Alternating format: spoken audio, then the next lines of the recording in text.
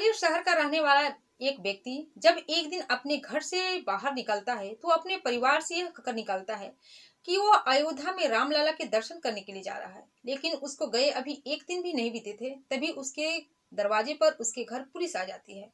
जब पुलिस आती है तो उसके परिवार वालों से उसके बारे में पूछताछ करती है, तो उसके परिवार में जो उसके पिता होते हैं उल्टा पुलिस से ही सवाल कर देते हैं कि आखिर मेरे बेटे ने किया ही क्या।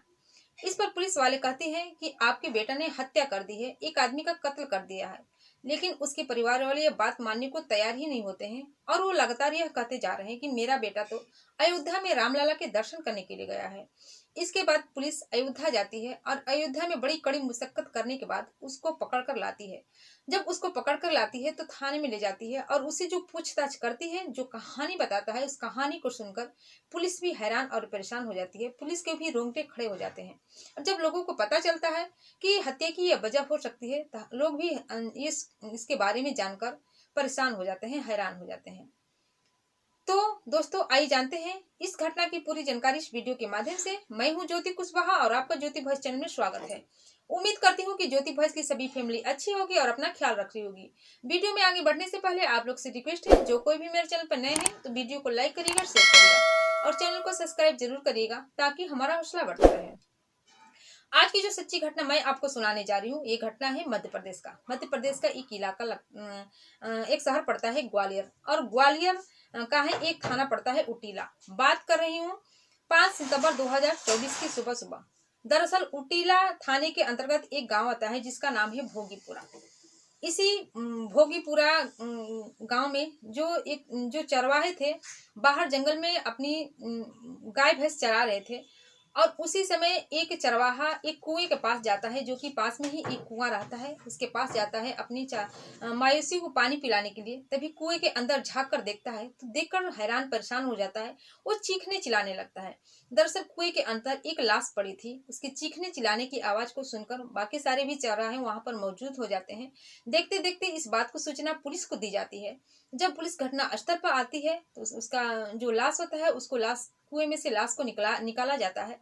पुलिस देखती है कि उस लाश के सिर पर, उस डेड बॉडी के सिर पर बहुत ही जो माने उस पे सिर पर चोट के निशान होते हैं, जिसके देखकर पुलिस समझ जाती है कि इसकी जो हत्या मौत हुई है पानी में डूबने की वजह से नहीं हुई है, बल्कि इसकी हत्या की गई है। इसके बाद आसपास के लोगों से पुलिस उसके बारे में पूछताछ करती है, लेकिन कोई इसके बारे में बता नहीं पाता है।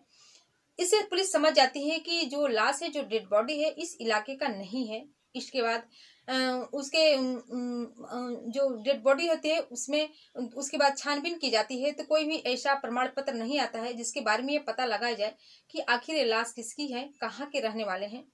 इसके बाद जो दोस्तों जब पुलिस को यह बात समझ में नहीं आती है तो उस लाश को लेकर पोस्टमार्टम के लिए भेज दी जाती है और उसका फोटो ले लिया जाता है और फोटो लेने के बाद तमाम थानों में सर्कुलेट किया जाता है।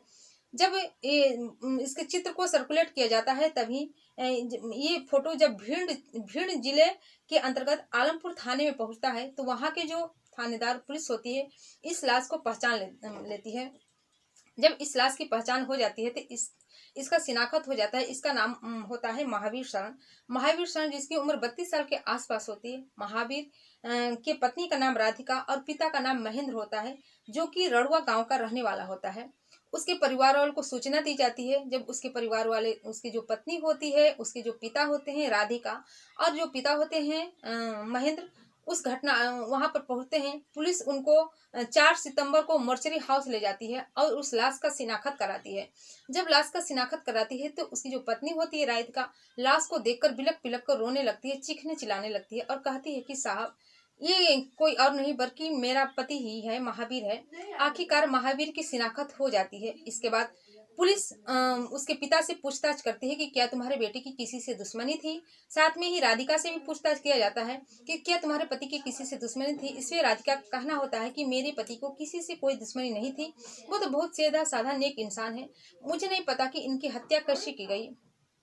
इसके बाद पुलिस को जब ये बात कोई क्लू नहीं मिलता है, कोई सबूत नहीं मिलता है, आखिरकार पुलिस को यह शक जाता है कि ये जो आदमी है जो कि रड़ुआ गांव का रहने वाला है, लेकिन भोगीपुर इलाके में कैसे पहुंचा है। इसके बाद वो भोगीपुर इलाके के तमाम सीसीटीवी कैमरे को खंगालती है और एक जब उसके सीसीटीवी को खंगालती है तो उसमें एक वीडियो दिखता है। ये दिखता है कि जो महावीर शरण था वो अपनी बाइक पर एक आदमी को बैठाकर ले जा रहा था। इसके बाद उस सीसीटीवी फुटेज को महावीर के पिता महेंद्र को दिखाती है। जब महेंद्र को दिखाती है तो महेंद्र समझ जाता है, कहता है कि साहब ये जो मेरा बेटा है जिसको पीछे बाइक पर बैठा है कोई नहीं, कोई और नहीं बल्कि मेरा भांजा है, जिनका नाम होता है सुरेंद्र। सुरेंद्र की उम्र 28 साल के आसपास होती है, जो कि मलवारी गांव का रहने वाला होता है। इसके बाद पुलिस जब ये बात सुनती है तो सुरेंद्र के घर पहुंचती है, जो कि मलवारी गांव का रहने वाला आता है, वहां पर जाती है। उसके परिवार से पूछताछ करती है तो उसके परिवार वाले कहते हैं कि आखिर मेरे बेटे ने किया ही क्या। इसके बाद वो पुलिस बताती है कि आपके बेटे ने एक आदमी की हत्या कर दी है, जिसकी वजह से उसके परिवार वाले इस बात को मानने के लिए तैयार ही नहीं होते हैं। और पुलिस को साथ में ये भी बताते हैं कि मेरा बेटा अयोध्या रामलला के दर्शन करने के लिए गया है।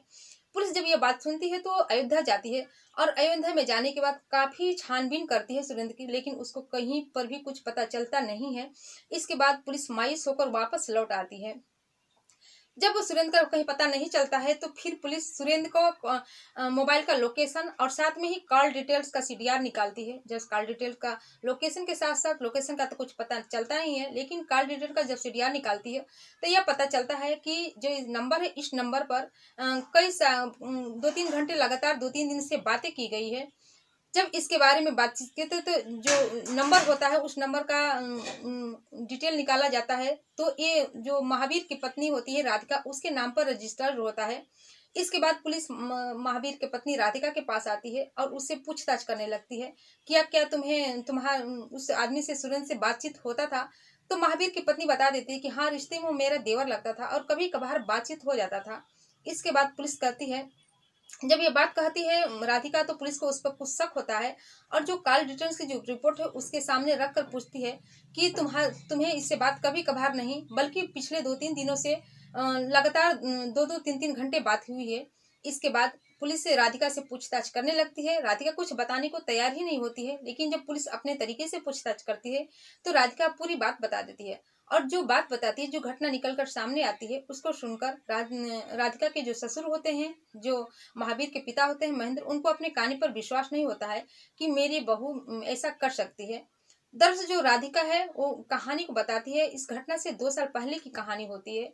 जो उसका महावीर था, उससे महावीर के जब शादी हुई थी तो शादी के 2 साल बाद उसका एक बेटा हो जाता है। और जो ही 2 साल का समय गुजरता है, महावीर अपने परिवार से अलग हो जाता है और परिवार से अलग जब होता है तो उसके हिस्से में 12 बीघा जमीन मिलता है। उस 12 बीघे जमीन को गिरवी अधिया पर दे देता है और अधिया पर देने के बाद अपने बीवी और बच्चों को लेकर ग्वालियर शहर के गुड्डीगुड़ा इलाके के में आ जाता है।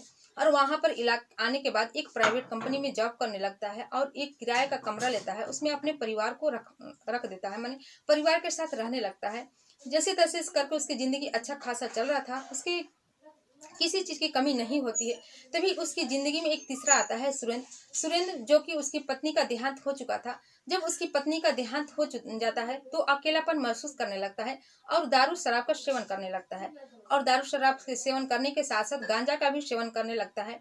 और अक्सर वो महावीर के घर गांजा पीने के लिए आता था, क्योंकि महावीर कभी कभार भी गांजा पी लेता था, जिसकी वजह से वो महावीर के घर हमेशा आता जाता था।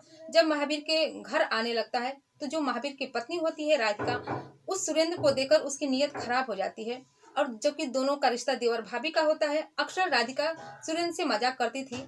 एक दिन मजाक मजाक में कुछ ऐसा कह देती है जिससे कि सुरेंद्र समझ जाता है कि राधिका उसे चाहती किया है। हालांकि सुरेंद्र की पत्नी भी का भी देहांत हो चुका था, वो अपने आप को रोक नहीं पाता है और देखते ही देखते दोनों में काफी नजदीकियां बढ़ जाती है। और एक दिन महावीर अपने घर पे नहीं रहता है, तभी उस राधिका अपने ही घर में उसके साथ नाजायज संबंध भी बना लेती है। और जब ये सिलसिला चलता है तो लगातार चलते रहता है, लगभग 1.5 साल तक ये सिलसिला चलता है, लेकिन महावीर को बात पता नहीं चलती है। लेकिन देखते ही देखते ये खबर आसपास के लोगों को पता चलती है और जब आसपास के लोगों को पता चल रही तो उड़ते उड़ते ये खबर महावीर को भी पता चल जाती है। जब महावीर को ये बात पता चलती है तो अपनी पत्नी से पूछता है राधिका से, तो लेकिन राधिका उससे झूठ बोल देती है। इस पर महावीर इतना ज्यादा गुस्सा होता है तो वो अपनी पत्नी को बहुत ही बुरी तरीके से मारता पीटता है और साथ में उसे घर से निकलने के लिए पाबंदी लगा देता है। वो अपनी पत्नी को इतना ज्यादा पाबंदी लगा देता है कि अब तो वो सुरेंद्र से मिल नहीं पाती है और न ही बात कर पाती है। वो चाहकर भी मिल नहीं पाती थी। ऐसे तैसे समय बीत रहा था, उसे कुछ समझ में नहीं आ रहा था कि आखिर करे तो क्या करे। और इसी तरह वो अपनी पत्नी के इस करतूत से इतनी ज्यादा दुखी हो गया था, परेशान हो गया था कि आए हर दिन कुछ न कुछ बात को लेकर वो अपनी पत्नी को मारता था, पीटता था। लेकिन एक दिन उसकी जो पत्नी है राधिका, उसके इस व्यवहार से तंग आ जाती है, परेशान हो जाती है और समय देखकर उस एक दिन सुरेंद्र के मोबाइल पर कॉल करती है और कॉल करने के बाद कहती है कि अब मैं इस आदमी के साथ एक दिन भी नहीं रह सकती, तुम कुछ करो। इसके बाद सुरेंद्र कहता है कि तुम चिंता मत करो, मैं तुम्हारा महावीर से तलाक करवा दूंगा। इस पर राधिका कहती है कि मुझे तलाक नहीं चाहिए, बल्कि इस आदमी से छुटकारा चाहिए। दरअसल वो कहना चाहती थी कि मुझे मेरी पति की हत्या कर दो। इसके बाद जब हत्या के बारे में बताती है तो सुरेंद्र कहता है कि नहीं, ऐसा नहीं करेंगे। अगर ऐसा करेंगे तो एक दिन हम लोग पकड़े जाएंगे और जेल भी जा सकते हैं। इस पर राधिका कहती है कि तुम चिंता मत करो, हमने एक ऐसा प्लान बनाया है जिस प्लान के तहत हम लोग कभी पकड़े नहीं जाएंगे और अपने इस काम को अंजाम भी दे देंगे। और वो ये बताती है कि मेरे एक रिश्तेदार ग्वालियर के एक जेल में बंद है और उसी रिश्तेदार से मिलने के लिए तुम मेरे पति से कहना और उससे मिलने के लिए तुम दोनों साथ जाना और जब उधर से वापस लौटना तो तुम मेरे पति की हत्या कर देना। और साथ में ये भी बताती है कि इसका अंजाम कब देना होगा, तारीख मैं और दिन और तारीख मैं तय करूंगी। इसके बाद कुछ दिन ऐसे ही बीत जाता है और एक दिन जो महावीर की पत्नी होती है राधिका, जब महावीर अपने काम से वापस लौटता है तो बहुत ही सज सवर कर उसके सामने आती है और कहती है कि पास के जो पड़ोसन आंटी है उसके साथ है मैं एक ज्योतिषी बाबा के यहाँ गई थी और मैंने बाबा से कहा कि हम लोग पति पत्नी के बीच हमेशा अक्सर लड़ाई झगड़ा होता है, इसका कुछ उपाय बताइए। तो बाबा ने कहा कि तुम अपने पति से प्यार करो, उसके हर एक चीज का ख्याल रखो, जिसके बारे में तुम लोग दोनों के बीच की जिंदगी में अच्छा सब कुछ अच्छा चलने लगेगा, पहले जैसा हो जाएगा। इसके बाद मैं आपसे उसके इस बात से मैं आपको इतना ज्यादा प्यार कर रही हूँ और यह साथ में यह भी बताती है कि आप चिंता मत करिए, पहले की जैसे हमारी जिंदगी में सब कुछ ठीक ठाक हो जाएगा, अब लड़ाई झगड़ा नहीं होंगे। उसकी इस बात पर महावीर थोड़ा सा मुस्कुरा देता है, लेकिन वो समझ नहीं पाता है कि मेरी पत्नी पीछे क्या कर रही है। वो समझ जाता है कि मेरी पत्नी अब धीरे धीरे ठीक हो रही है। ऐसे ही एक महीना का समय बीत जाता है। जब राधिका को ये एहसास हो जाता है कि उसका पति उस पर आंख मूंद कर विश्वास करने लगा है, सब कुछ ठीक हो चुका है, अब उस पर पाबंदी भी नहीं लगाता था, तो अपने इस प्लान का अंजाम देने के लिए तैयार हो जाती है और सुरेंद्र को कॉल करती है और कॉल करके कहती है कि आप इनको ग्वालियर में जो रिश्तेदार मेरे जेल में हैं उनसे मिलने के लिए ले जाएं।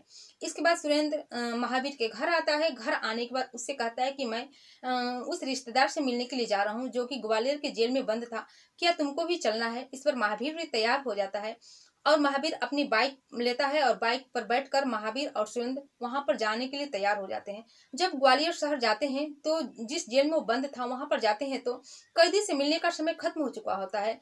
तब वो दोनों मिल नहीं पाते हैं और ग्वालियर शहर के ही एक रेलवे स्टेशन पर रहकर अपनी रात काटते हैं। जब सुबह होती है तो फ्रेश होते हैं। अब उस कैदी से उस रिश्तेदार से मिलने के लिए जाते हैं और जब मिल लेते हैं तो वहां से अपने घर की तरफ निकलते हैं। लेकिन जब घर की तरफ निकलते हैं तो सुरेंद्र कहता है कि क्यों ना हम अपने गांव चलें, रड़ुआ गांव चलें, कि तुम अपने माता पिता से भी मुलाकात कर लोगे और मैं अपने फूफा फूफा से भी मुलाकात कर लूंगा, जिससे कि दोनों की भेंट हो जाएगी। इसके बाद वो एक होटल में खाना खाते हैं और साथ में जो खाना का पेमेंट होता है सुरेंद्र भी पेमेंट देता है। इसके बाद वो रड़ुआ गांव के लिए निकल जाते हैं और साथ में कुछ गांजा भी खरीद लेते हैं। जब गांजा खरीदते हैं तो सुरेंद्र कहता है कि कहीं पर बैठकर गांजा हम लोग पी लेंगे, इसके बाद रड़ुआ गांव चलेंगे, जिससे कि सभी लोगों से मुलाकात हो जाएगी, भेंट हो जाएगी। इसके बाद दोस्तों गांजा लेता है। गांजा लेने के बाद जब वो लोग पास आते हैं तो एक भोगीपुरा इलाका होता है, वहां पर काफी सुनसान सा होता है। वहीं पर पास में एक कुआं होता है, वहीं पर बैठकर वो गांजा पीने लगते हैं।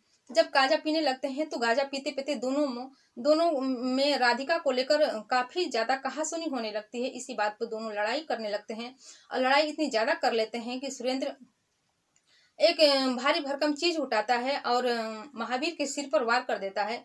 जब उसके सिर पर वार कर देता है तो उसके इतनी तेज से मारता है कि उसके वहीं पर मौत हो जाती है। और मौत हो जाने के बाद पास में ही एक कुआं रहता है, उसकी लाश को कुएं में डाल देता है और उसके मोबाइल को फेंक देता है। साथ में जो बाइक होती है बाइक को एक नहर में डाल देता है। इसके बाद वो तुरंत कॉल कर देता है, राधिका को कॉल करता है और कॉल करके कहता है कि काम हो गया। इस पर राधिका इतनी ज्यादा खुश होती है कि कहती है कि तुम अपने घर मत जाओ बल्कि मेरे पास ही आ जाओ। इसके बाद सुरेंद्र राधिका के घर जाता है। उससे पहले जो राधिका थी जो प्लान बनाई थी उस प्लान के मुताबिक 4 सितंबर को वो थाने में जाकर अपने पति की गुमशुदा का रिपोर्ट दर्ज भी करा देती है और जब शाम को सुरेंद्र उसके घर आता है तो घर आने के बाद दोनों एक दूसरे के साथ संबंध बनाते हैं, जश्न मनाते हैं। और तो इतनी ज्यादा खुश हो चुकी थी कि अब मेरा पति तो इस दुनिया से चला गया है, जिसकी खुशी में दोनों एक साथ संबंध बनाते हैं और जश्न भी बनाते हैं। और जब सुबह होता है तो सुरेंद्र अपने घर जाने लगता है, तभी राधिका कहती है कि तुम अपने घर जाकर घर वालों से यह कह देना कि वो तुम रामलाला के दर्शन करने के लिए अयोध्या जा रहा है। उसी के प्लान के मुताबिक सुरेंद्र अपने घर जाता है और अपने परिवार से यह कहता है कि मैं अयोध्या जा रहा हूँ रामलाला के दर्शन करने के लिए। जब ये पूरी बात पुलिस को राधिका बताती है तो पुलिस उसकी बात को सुनकर हैरान और परेशान हो जाती है।